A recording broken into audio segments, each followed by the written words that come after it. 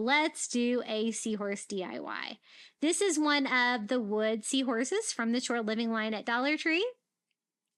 You could also do this on the one that is a little bit larger that has like paper and glitter on it.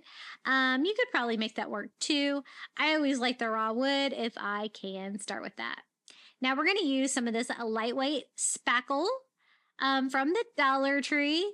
And I want to kind of cover the wood and kind of see if I can make like a cool texture on here with this spackle. I've never really done this before, and once I get it on there, I really wanted to do like kind of a cool pattern to kind of make it look like a seahorse. You know, they have that weird kind of like exoskeleton going on. And I don't really have the tools to do that, but I think it still turned out really cool. So I'm just trying to put a thick layer of the spackle all over, kind of making it look like a little bit more 3D. It's not going to be super thick anywhere, but just trying to give coverage all over that basic like seahorse shape and see what we can do.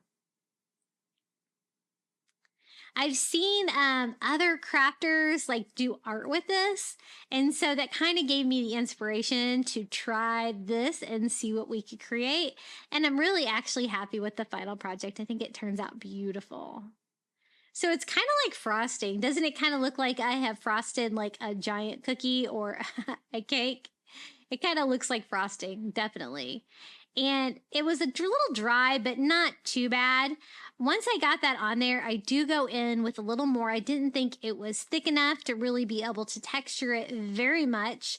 And so I do use more of that same jar and spread out another coat of our, I guess, frosting, right?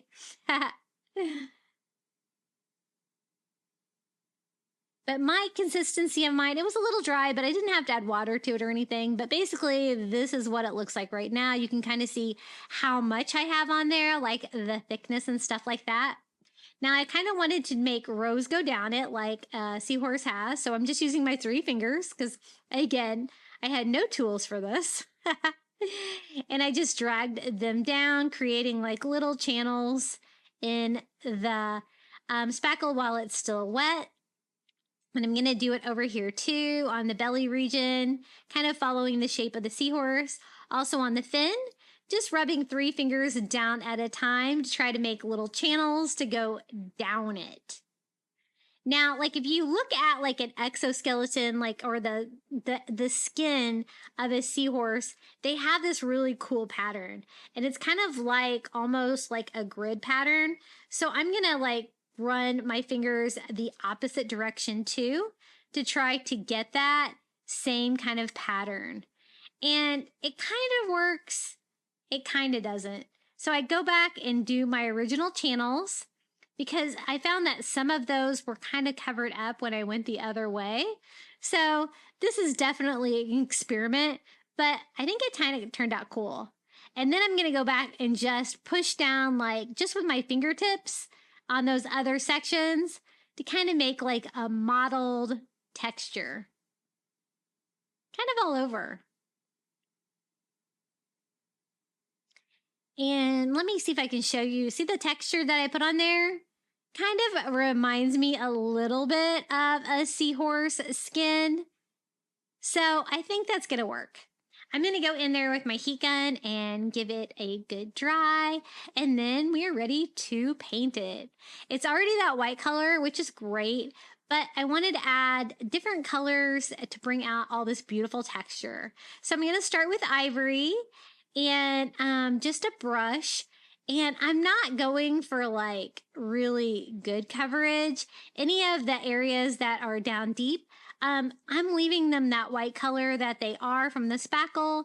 I'm just trying to get most of it covered with ivory first. It's going to kind of seal that in, I think, a little bit, make it a little bit less crusty. But I think that looks pretty good. And then I also wanted to bring out a little bit more dimension. So we are going to distress this a little bit more. Once I get that dry, I'm just going to go in with some Antique Wax by Waverly and a little chunky brush. And I'm just going to kind of like dot that all over with a very light dotting distress to try to bring out some more of that texture. In the end, I find it looks really cool. It looks like kind of like a concrete or like ceramic. It looks really interesting. I was happy with it. Once I got it all on there, I'm just kind of sponging that on with a baby wipe to kind of take off the excess antique wax. And just going back in with ivory if I think I've went too dark anywhere, and kind of distress that with the ivory. So basically we're going to have the white, we're going to have the ivory, we're going to have the antique wax, and then kind of came out like kind of a little bit tan. So I'm just dotting ivory back on all over to kind of add a little bit more color. And it's really bringing out that texture, I think.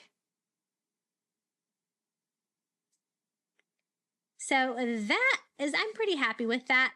Now I want to also display this on a sign, and I will also want to use one of the Shore Living sand dollars. And so while I have my paint out, I'm going to go ahead and give it the same finish by painting the little sand dollar with the ivory acrylic first. Give that a quick dry, and then I'm going to go in and distress it the same exact way I did with the Antique Wax by Waverly, just by dotting it all over to give it that same texture. That way they will look very coordinated together. So I'm going to go back with some ivory after I do the antique wax just to brighten it up a little bit, and just sponge out with a baby wipe as well. And I think that turned out so cool. I love that finish. So now that I have both of those done, I want to display them on a Dollar Tree sign. I'm going to use this like medium wood color one. These are kind of new at the Dollar Tree. They have like the slatted wood. I think they look really pretty. And I think that ivory is going to look really good against the wood, but you could use any of the Longshore Living signs as well. I just really wanted this wood finish. I really want to go with like a neutral color scheme on this one. And so I'm just going to go ahead and remove the hanger. Don't really like how they attach their hangers. I like to tie mine on the front. I find they hang a little flatter. So I'm just going to go in there and cut off another piece of twine, Dollar Tree twine. I am going to hot glue the tips to make them easy to thread through the holes, come from behind, and just tie a knot in the front, which that's how I like them.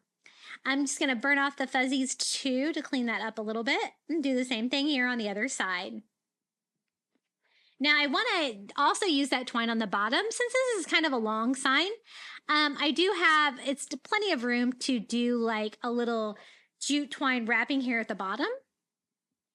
And I like to do that with long signs. I think that looks really pretty. So I just hot glue the twine to the back and just kind of wrap that around until I'm happy with it, kind of crossing through it a couple times too, just to finish off the bottom of the sign, and then hot gluing that to the back and trimming that down. Now it's just basically all I have to do is attach the seahorse and the sand dollar to this. This was so fun to make, and I just love how it turned out. It's definitely unique. I thought the sand dollar will look good on top, and then that beautiful seahorse that we made. I love that. I might have to give that a go. I might have to get some tools though, so I can kind of make a texture like I wanted to, but I think this works. So I put hot glue all over the back of our little wood seahorse, and then just kind of center that on my sign. It's okay if his nose veers off a little bit, and glue that down. And then I just need to glue down the little sand dollar as well. Center that at the top of my sign. I'm not going to add any words or anything to this. I think the silhouette of the seahorse is beautiful on its own with that beautiful texture. I did want to add a little decor down here to the bottom though, the twine. And I have some of these little tiny starfish. I buy these on Amazon. I always have these listed in my Amazon shop, which is listed below. Sometimes you can get some bigger ones that come with the small ones. They're all in one package usually, the tiny ones and the size, but I'm going to pick out 3 of the kind of bigger ones and just hot glue those on there. If you don't have those, you could always do seashells or whatever you've got, something a little in the smaller size for that. But the color works perfectly for how we painted the little sand dollar and the seahorse. And this is how it turned out. Hopefully you can see that beautiful texture on there. It looks so cool.